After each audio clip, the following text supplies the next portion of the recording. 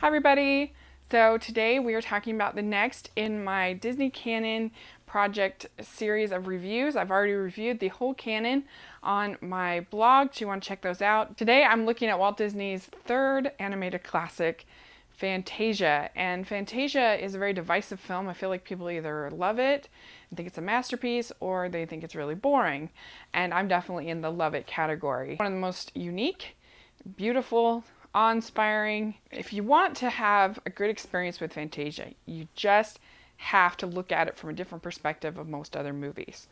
So if I said to you, I'm going to take you to the greatest symphony that you'll ever hear, and I'm going to take you to the greatest art gallery that you'll ever see, would you be interested in that? Some people, no. They don't like art and they don't like music. I don't really understand those people, but some people wouldn't like that. Okay, fine.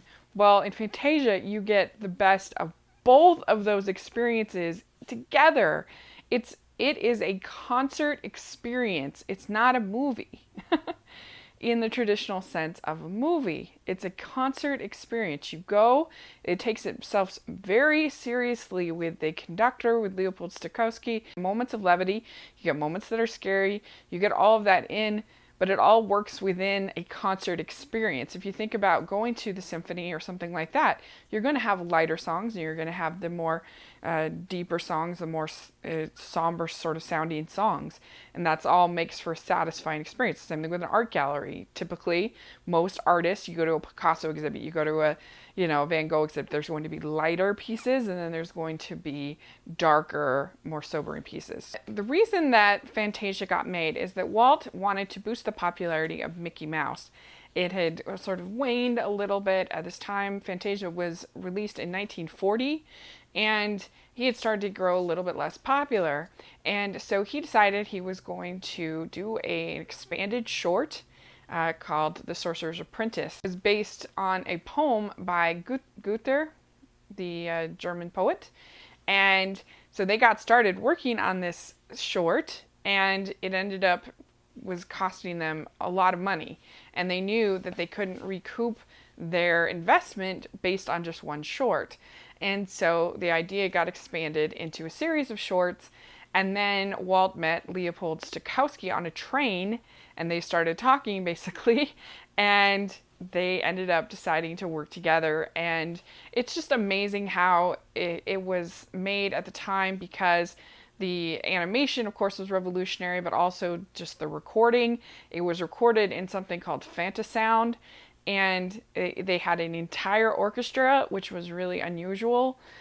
So there are 8 shorts in Fantasia. There are some transitions where Stokowski and the narrator Deems Taylor gives you a little bit of information about what is coming up next. Again, this is a concert. It is just very similar to what you would get at if you went to the symphony. You had somebody introducing the performances that were going to be happening. So let's go over really quick the 8 shorts and what I love about each one of them. The first one is called Toccata and Fugue in D minor by Johann Sebastian Bach. And this is very simple. This is just lines that show music. And so you get to see sort of in the brain of the animators when they heard this, and it's very, very simple. It's very abstract.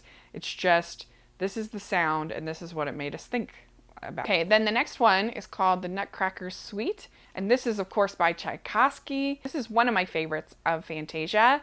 It is just a delight. You have the forest being woken up. Basically, they took the route of the changing of the seasons for the Nutcracker Suite. And so it starts out, with spring, and you end up having winter and summer and everything else. And on the way, you get different dances from different creatures in the forest. And you have the mushroom dance, which is just a delight.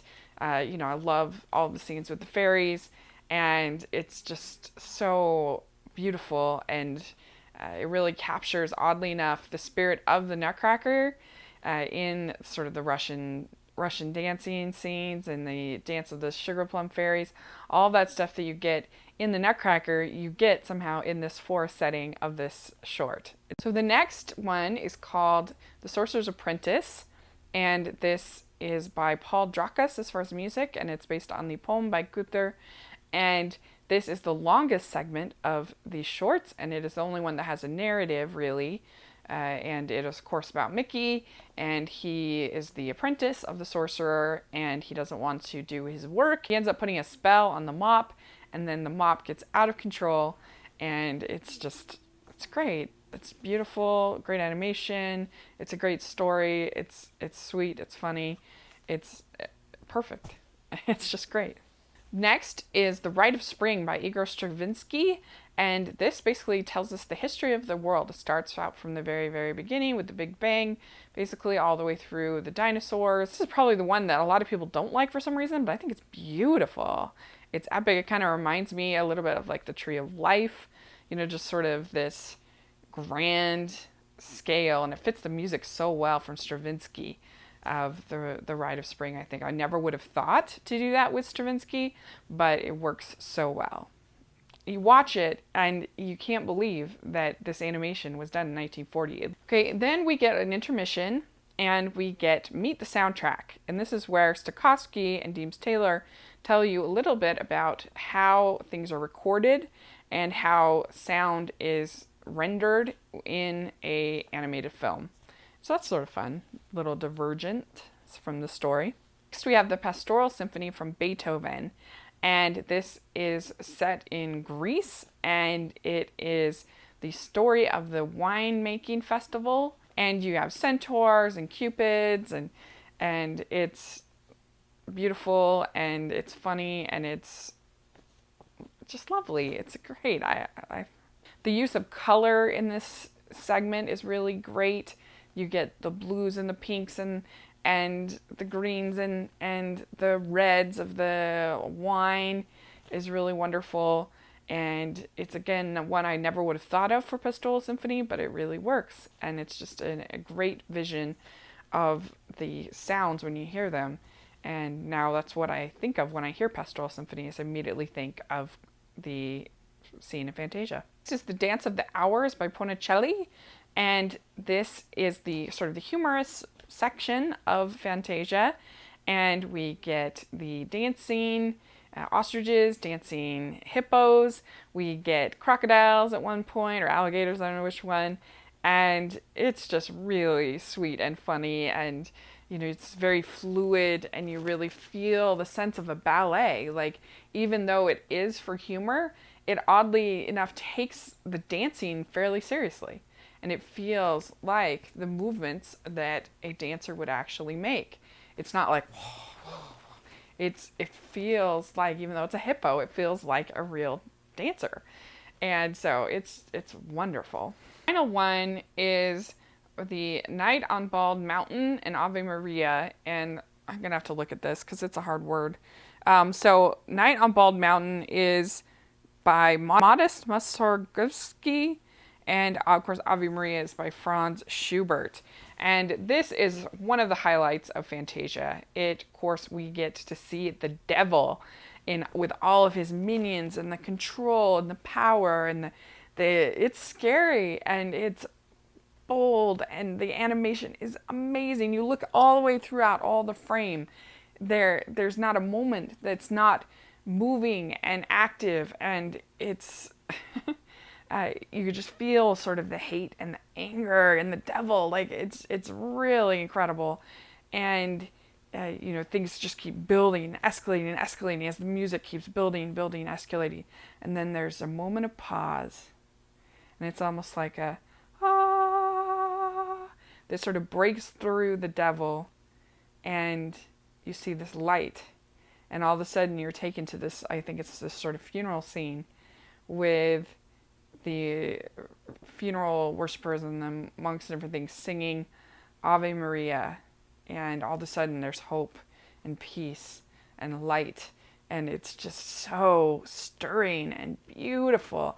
And so those are the 8 shorts from Fantasia, And I just think they are incredible. I love all of them together as a package. I think you get a little bit of everything. I love all of the music.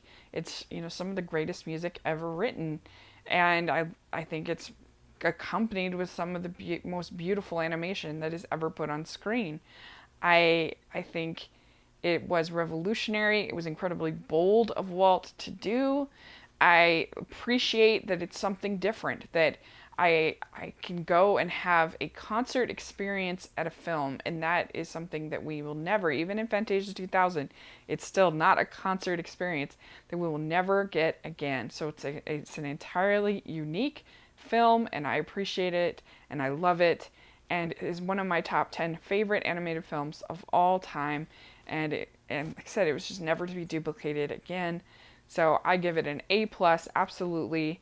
And I think if you haven't seen it, go see it. It's streaming on Netflix. I challenge you to watch it with your kids and maybe split it up into portions. Maybe learn a little bit about the music, learn a little bit about the composers, learn a little bit more about some of the images, like with The Rite of Spring, you could learn about the dinosaurs, things like that. And so that way, if it is challenging in some ways for kids, I think that it can be approached in a way that makes it digestible and that can really inspire them. So that would be my encouragement to you.